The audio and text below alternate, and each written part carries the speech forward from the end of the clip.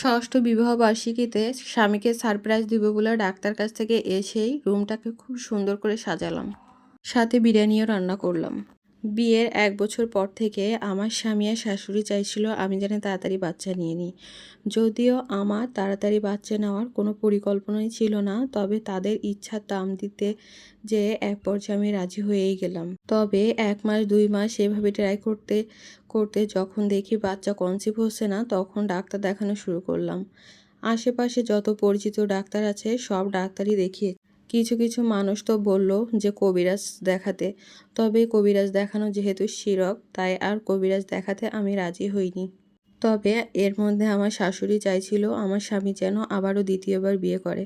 তবে যেহেতু আমরা প্রেম করে বিয়ে করেছি, মানে সম্পর্ক করে বিয়ে করেছি, এর জন্য আমার স্বামী চায়নি আর দ্বিতীয় বিয়ে করতে। তবে আমার শাশুড়ি এতবার করে তাকে বিয়ে করতে বলছিল, আর যেহেতু তারও একটা বাচ্চার অনেক বেশি শখ ছিল, সে এক পর্যায়ে বিয়ে করতে রাজি হয়ে যায়।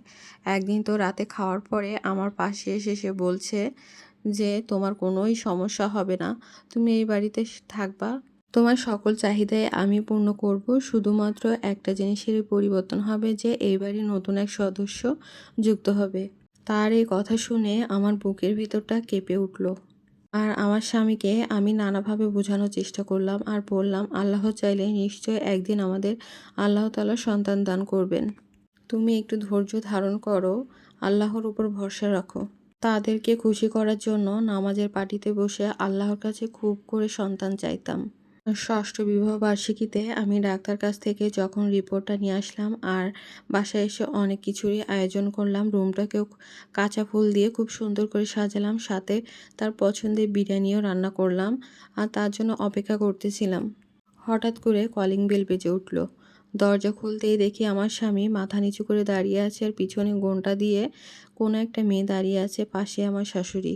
শাশুড়ি বলে উঠল, এত দেরি করলে কেন? আমাদের ভিতরে ঢুকতে দাও। বুঝতে আর কিছুই বাকি রইল না আমার। উপরে আমার রুমে গিয়েই আমার শাশুড়ি বলল, ভালোই হয়েছে তুমি রুমটাকে সাজিয়েছো ফুল দিয়ে, না হলে এত রাতে আবার কাকে রাখতে হতো ফুল দিয়ে সাজানোর জন্য। এই রুমে আজকে আমার বউ, নতুন বউ আর আমার ছেলে ঘুমাবে, তুমি আমার পাশে ঘুমাতে এসো। আমি মনে মনে বলতে থাকলাম, সে আজ নয় প্রতিদিনই তো ওই রুমেই ঘুমাবে, তবে আমি কোথায় ঘুমাবো? আমি সারা রাত ড্রয়িং রুমে বসে অনেক কান্নাকাটি করি, অনেক কষ্ট পাই।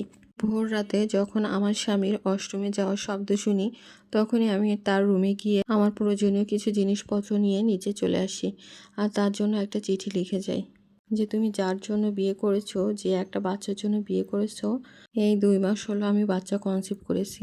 আজকেই ডাক্তারের কাছ থেকে রিপোর্ট নিয়েছি আর তোমাকে সারপ্রাইজ দেবো বলে এসেছিলাম।